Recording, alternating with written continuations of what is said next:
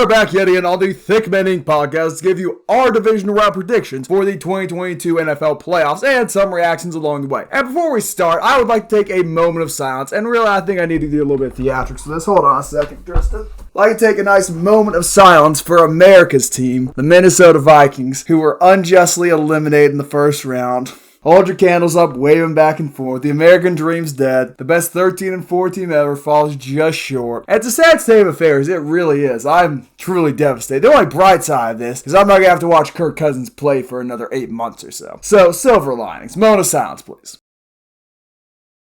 No one cares. Shut up, nerd. Now, you want me to restart the moment of silence? Didn't think so. All right. Now that the light contrast in my camera has been thrown off, let's get to recording. Well, the Giants are taking on the Eagles, and since Isaiah gets to address the Giants and Vikings game, I feel like I need to address it too. And what we've learned about this Giants team as they've entered the playoffs completely healthy, unlike our friends over in Los Angeles who kind of screwed that up, probably win that game against the Jaguars if Mike Williams is healthy, but that's a conversation for later on in this podcast. The Giants went into Minnesota, Dexter Lawrence is healthy, Leonard Williams is healthy, Landon Collins, Xavier McKinney, all of their receivers that have kind of come on are healthy. Evan Neal, even though he's kind of struggled, hasn't been as good as we thought he might be heading into the season as a rookie. He's actually been healthy, better than what they got backing him up. Saquon's healthy. Daniel Jones. The entire roster is healthy, and they put everything together against the Vikings. Their offense was electric. Vanilla Vic was rushing for, I think he wound up having 85 rushing yards, something like that. He was throwing touchdowns to Isaiah Hodgins. Got the job done against a 13-win Vikings team. The Giants are for real. Their offense is for real. And heading into this matchup against the Eagles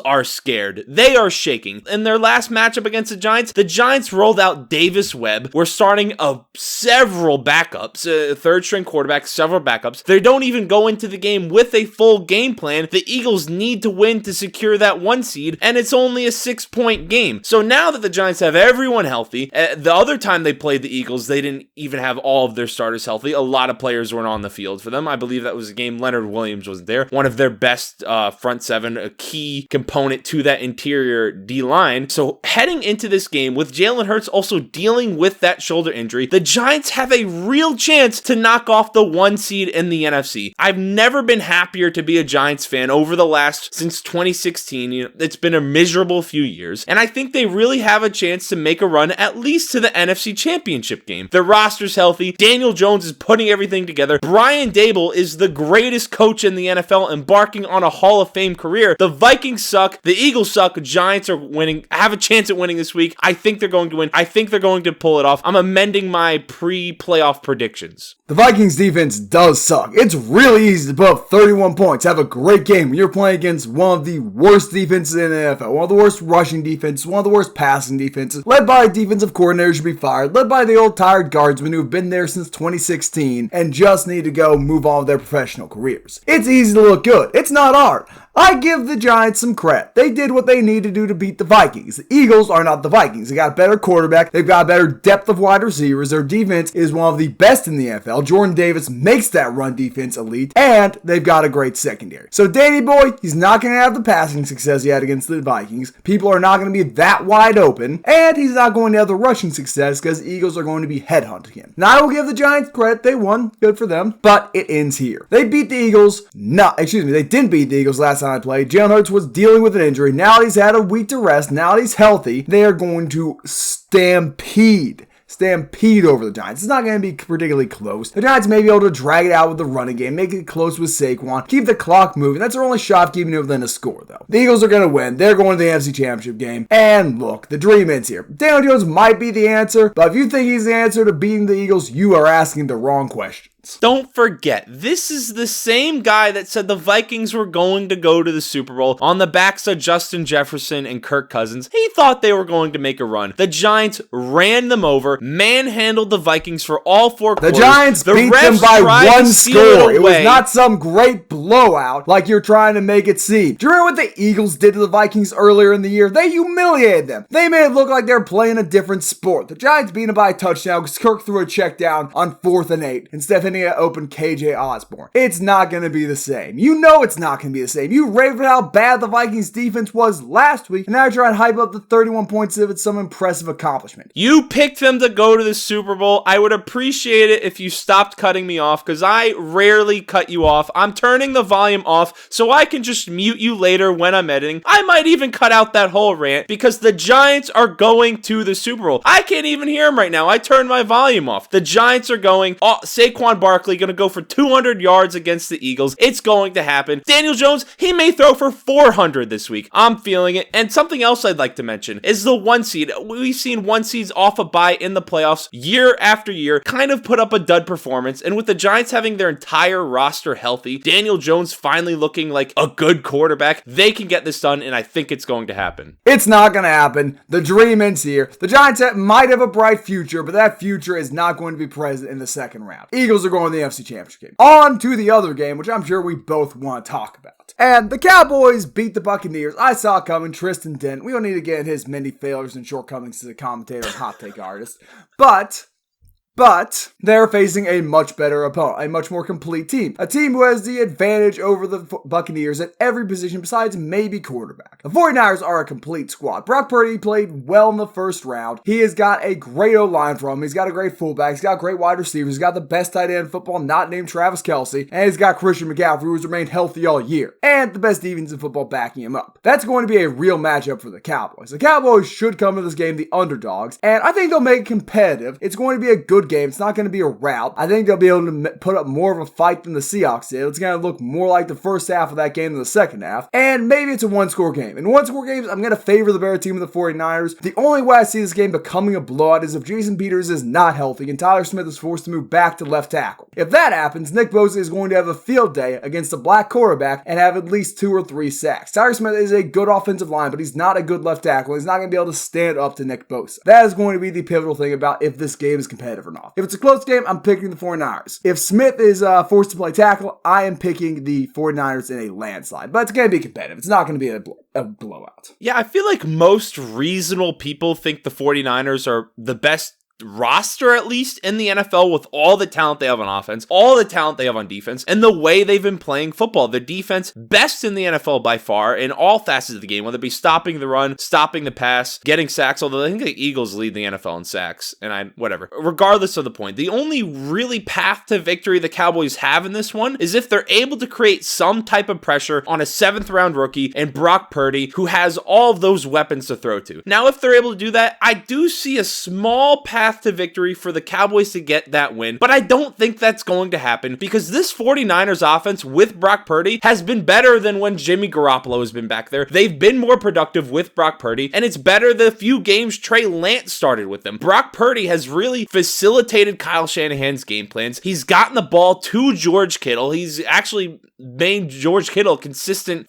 stat producer. He's made Deebo Samuel consistent from the wide receiver position, and Brandon Ayuk has really come out of his shell as a receiver, showing that he could be a number 1 receiver if it wasn't for all the other weapons on the 49ers roster. So I think the 49ers are going to win this game. If they're able to get some type of pressure on Brock Purdy, maybe they rattle him a little bit. I don't see it happening. I'm still picking the 49ers to win. The only chance you are right about this is if Micah Parsons can get it going against Trent Williams against the right side of the offensive line. They'll move him around a lot. They'll look for the good matchup. Parsons will even maybe line up over the guards or centers. I just don't see that happening. The Buccaneers offensive line is just so much worse than the 49ers. It's not particularly comparable. On to the AFC. And the most interesting game we all want to watch is the Buffalo Bills hosting the Cincinnati Bengals. Now, the Bengals, they feel like they've been robbed. They feel like they should have the home field advantage. They feel like the NFL screwed them over. And hey, maybe they did. It was an unfortunate situation. Then there's the Buffalo Bills, who are on fire, who are fired up, who dropped 34 points against the Dolphins, who's supposed to have a functional defense. Granted, Skylar Thompson does help with that, giving them a few turnovers, but they still look decent. Could they play better? Certainly. Will they play better when DeMar Hamlin leads them out of the tunnel, when they are excited, when the city of Buffalo is roaring, when there is a small earthquake because of how loud the fans are cheering? Probably. Buffalo is a hard place to play, and I guarantee you the Bills fans will show out in force for this game. As for the actual matchup, the Bills defense has been ravaged by injuries. It's starting to get back there with Tre'Davious White coming in with the safety help getting there, but they've struggled all year. They've lost their stars. They lost Von Miller. They've lost some meaningful pieces in the secondary. They're still a solid defense, though. You can say the same for the Bengals. They are a good defense, but it's going to come down to who can score more points. And unfortunately for the Bills, I am a diehard Bills fan. They are my second favorite team. I'm a big Josh Allen supporter. I think the Bengals have this one. Based off what I saw from Buffalo, they are not going to be able to quite match Cincinnati. This game's going to be close. It's going to come down to the wire. I think it's going to be who gets the ball last in regulation. But I do think the gods are going to favor the Bengals, whether that be in who gets the ball last, the score, the referees, whatnot, or they win a coin toss in overtime. I'm sure Joe Mixon will enjoy that. I think the Bengals get the chance to act last, and they'll be able to drive and score on that Bills defense. We saw what the Chiefs did, and we're going to see what the Bengals do again. It's going to be a very competitive game. I'm going to edge it out to the Bengals. If the things go the other way, the Bills get the ball last, I'll pick them. But I got a hunch the Bengals are going to be favored by the celestial football gods. We haven't really seen Josh Allen put everything together like he did last season. After whether it be his elbow injury, whether it be some people have been talking about he's not the same since Brian Daboll left as his offensive coordinator. And the Bills offense hasn't looked quite as put together as we've seen in the past. He has those red zone interceptions. He's been making mistakes consistently all year long. So heading into this game against the Bengals, I think there's the potential for that to happen in this matchup. I hate that we're agreeing on 2 games in a row, but I do see the Bengals kind of taking advantage of that. I think Josh Allen may have some unfortunate turnovers that lead to Joe Burrow getting to drive the ball down the field, getting the ball to Jamar Chase and all the weapons the Bengals have on offense. Now, something to be addressed for the Bengals is their offensive line has quite a few injuries on it. Right tackle La'el Collins is out. He's been out. Ted Karras, I think, is a center or guard. He's out. So there's some vulnerabilities along a already weaker offensive line that the Bills may be able to take advantage of, even though they don't have Von Miller there. So I think it actually has the potential to become a defensive game due to some of those injuries and Josh Allen's propensity to kind of turn the ball over this season. I think that could happen, more defensive than we might expect with Burrow, Jamar Chase, Stephon Diggs, Josh Allen, Gabe Davis, T. Higgins, Tyler Boyd, Dawson Knox. Like, there's so many weapons on both teams. I think it becomes more of a defensive matchup, and I think the Bengals edge this one out on top, although I don't think anyone will really be that shocked with whichever team comes out of this game with a win. You know, I've actually heard enough from you. You've changed my mind. The Bills are winning this game. And, you know, I appreciate your analysis. It's wrong. You just convinced me of the exact opposite. The Bills shine when they are under this type of pressure, man. We know what they do in the playoffs. And before you talk about, Josh Allen without Kevin O'Connell. Josh Allen was MVP favorite for the first 4 weeks of the year. Then he got the elbow injury. It's not Kevin O'Connell. It's the injury. Don't overgas your coach, man. Kevin O'Connell was the Rams OC. Excuse me, Brian Daboll. I'm sorry. I'm thinking of different new head coaches who should win Coach of the Year.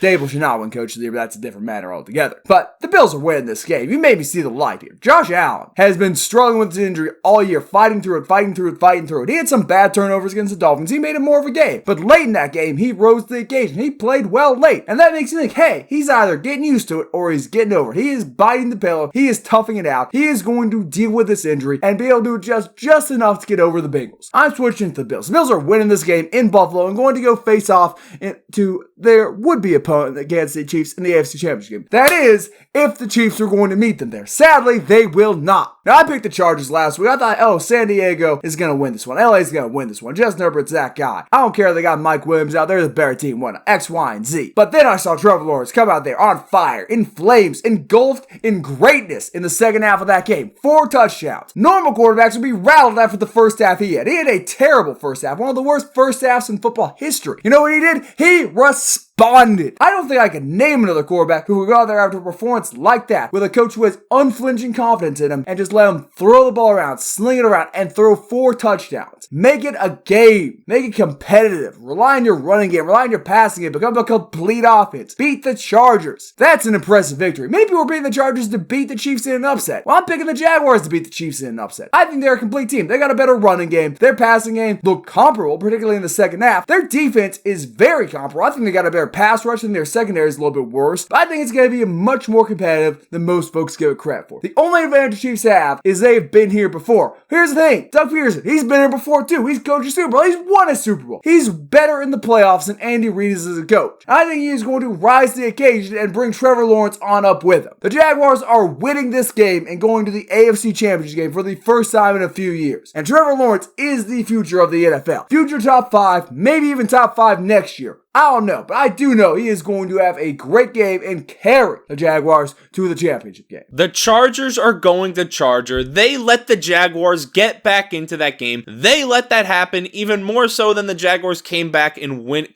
coming back and winning that game. And when you're playing the Chiefs, a team that is experienced, has been to the Super Bowl, has a Super Bowl MVP, has an MVP quarterback, has all of those offensive weapons, Kadarius Toney finally is healthy and getting integrated into that Chiefs offense. The Chiefs offense has, with what they've done with, kind of all these mix and match pieces, is going to be electric against this Jaguars defense, which is okay. It's not great. It's been very solid at times, very not solid at other times. So I think the Jaguars are going to make a few key mistakes this game, and the Chiefs, with all that experience, with how good their offense is, Chris Jones is probably going to get a couple sacks on Trevor Lawrence. They are going to take advantage of that. The Chiefs are going to win this game. Patrick Mahomes is going to be on his A game, and we are going to see another Chiefs and Bengals matchup in the AFC Championship game. It's funny. You diminish the Eagles saying, they're coming out the first round bye. They might be a little bit rusty. I guess that doesn't apply to Kansas City Chiefs. I guess you're just favoring the Chiefs on this one. You can't have it both ways, Tristan. Either the Eagles are coming out on fire or the Chiefs are coming out rusty. One or the other. Well, the difference between the Chiefs and Eagles is the Chiefs have been there before. Their players have been to the Super Bowl. They've been disappointed in the AFC Championship game. They know what to expect. The Eagles, on the other hand, have never really been there before. They haven't had a lot of playoff success. Jalen Hurts hasn't been to the Super Bowl. He doesn't have an MVP. He doesn't have a Super Bowl MVP. There's the opportunity there for them to go out and disappoint. The Chiefs, I don't see that happening. They're going to be on their A game. They want to make it back to the Super Bowl. They want revenge against the Bengals if that takes place. They want to reestablish, if they're playing the Bills in the AFC Championship, that they own them because, there was that controversy with the Bills not getting the ball in overtime last year. So I think the Chiefs are going to want it more. The Jaguars are a nice story. They're going to win the game. Patrick Mahomes is going to another AFC Championship game. Who hasn't been there before? The Jacksonville Jaguars not been there before. They're playing with house money. They're a 9-win team facing off against supposedly the best team in football. They're not supposed to be there. They got nothing to lose. And who has everything to gain? Trevor Lawrence. All last year, we heard bust.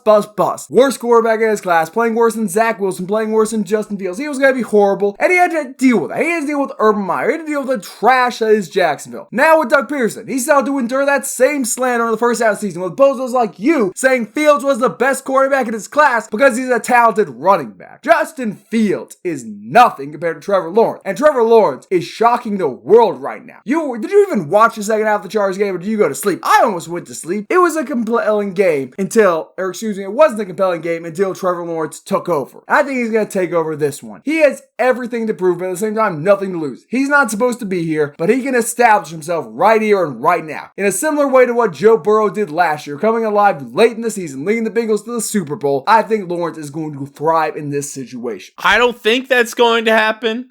It could happen, but at the end of the day, I'm sticking with Mahomes. I'm not betting against him. You see that bed frame in your background? Go lie on that and go to sleep. That's not a bed frame, that's a chair. You should be tired of getting whooped. It's a chair. We're positioned for a chair. Go sit down. You should be tired from getting whooped in this verbal thrashing. Down, as are you. How do you know I'm not squatting? You don't know. You never know. You can't be prepared for my sitting arrangements. Are you doing a wall sit? Not prepared for me to get every single pick right this weekend. That's been the predictions. Let us know what you think down in the comment section below. We appreciate your support. Use code THICK on Underdog Fantasy and get yourself some free monies. Free money. You'll love it. For all the bozos saying I'm an idiot and got all my picks wrong, go make some right picks. They will match your first deposit if you use our code up to $100. Code THICK, 2 C's, all capital, Underdog Fantasy. Sign up today, and we will see you later. THICC. DHS, thank you for adding that. I thought with thick with 2 C's they'd be able to figure that out themselves, but you never know. Are you saying our viewers are dumb? Is that what you think? We're dumb too. Keep it moving, son. On to next week. We will see you very soon.